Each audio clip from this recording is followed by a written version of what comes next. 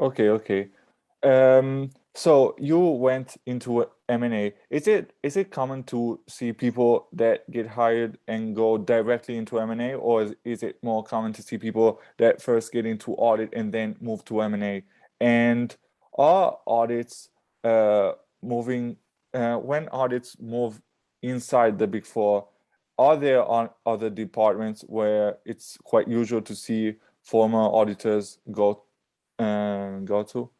Yeah, yeah. So uh, I was quite fortunate that the Big Four don't take on a lot of graduates in the M&A team, their M&A teams, and the reason for that is the M&A teams themselves are much smaller than the audit team and the tax team, for example. So they take on very few graduates in the M&A team. So um, I was pretty fortunate to get the timing right in that sense.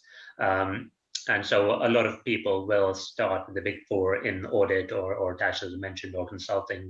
They take a few graduates on in consulting as well. And in terms of how people end up in the M&A team Big Four, yes, a lot of people do transition from audit to the other departments, M&A being one of them. And then you also have people that come from boutique investment banks, and then other sort of they might come from another advisory firm.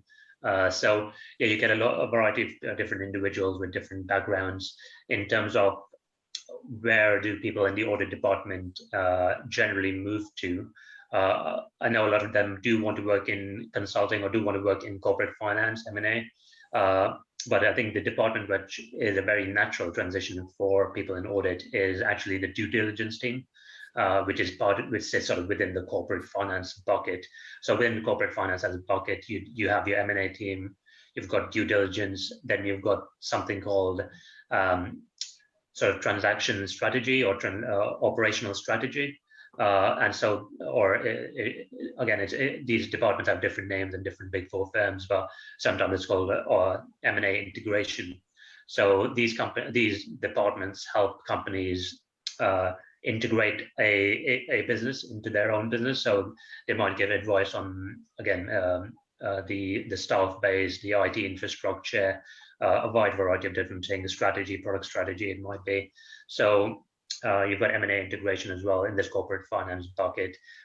Sometimes you'll have restructuring or insolvency that might fall within this corporate finance bucket. And then you'll finally have the valuations team, so that do financial modeling as a sort of primary role. So those are the different sort of teams within the corporate finance bucket. And the most natural transition for someone that's done audit is actually the due diligence team, and that's because it's probably one of the more technical elements of corporate finance.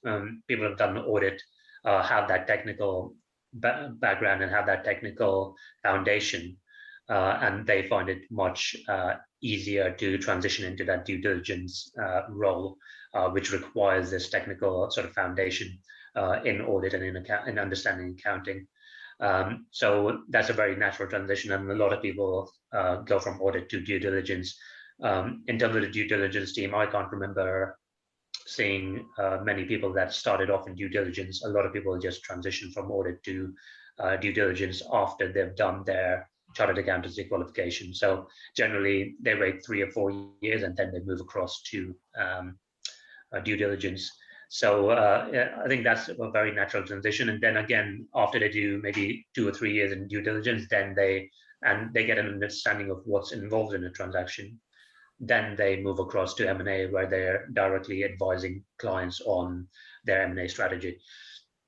So yeah, I think that's the most popular route, going from audit to due diligence and then to M&A.